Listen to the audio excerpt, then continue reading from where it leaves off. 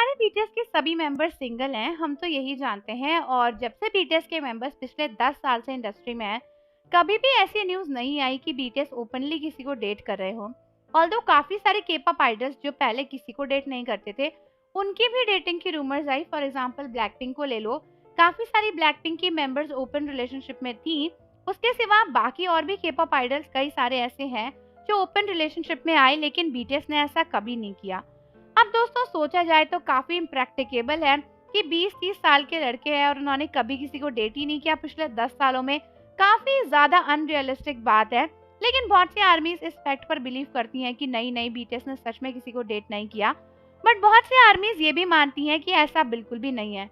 कुछ आर्मीज को तो ये भी लगता है कि ऐसा भी हो सकता है कि बीटीएस रियल लाइफ में मैरिड हो और हमें इसके बारे में पता ही ना हो। बट क्या ऐसा सच में हो सकता है, इसके बारे में आज हम बात करेंगे। लेकिन उससे पहले चैनल को जरूर सब्सक्राइब कर लो और बेल आइकन प्रेस कर दो। तो वैसे तो अगर कोई आर्टिस्ट अपने फैन से कुछ छुपाना चाहे तो उसके लिए कुछ भी छुपाना मुश्किल नहीं है।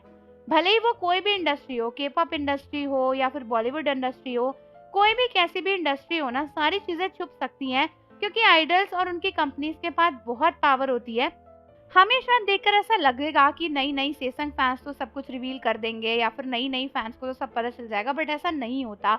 बहुत सी चीजें आपको नहीं पता चलती। आप खुद सोचो, आज से 5-6 साल पहले बीटीएस ने कोई एल्बम प्लान कर ली थी और आज रिलीज हो रही है। क्या हमें कभी पता चला कि बीटीएस के मेंबर्स ने इतने सारे काम 6-7 सालों पहले ही कर लिए थे? कभी नहीं पता चला। लेकिन जब वो रिवील होती है तब हमें पता चलता है। तो वैसे ही बहुत से आर्मीज को लगता है कि ऐसा भी हो सकता है कि बीटीएस के मेंबर सीक्रेटली मैरिड हो और हमें पता ही ना हो।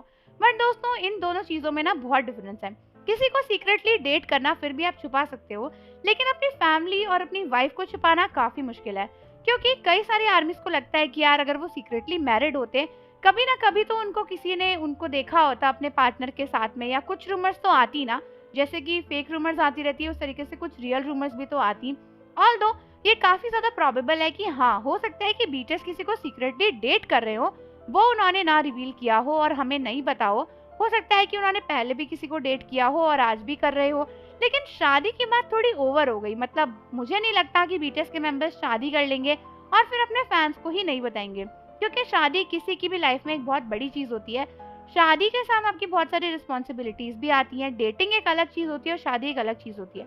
आप छुपाकर डेटिंग कर सकते हो क्योंकि वहाँ पे आपकी रिस्पॉन्सिबिलिटी उतनी ज्यादा नहीं होती है। लेकिन शादी वादी अगर हुई होती ना, तो किसी ना किसी सोर्स से तो पता चल ही जाता कहाँ पे शादी हुई है, कितने लोग आए हैं। कुछ तो करेंगे ना इवेंट, ऐसा तो है नहीं कि चुपचाप दो लोग जाएंगे और शादी कर लेंगे।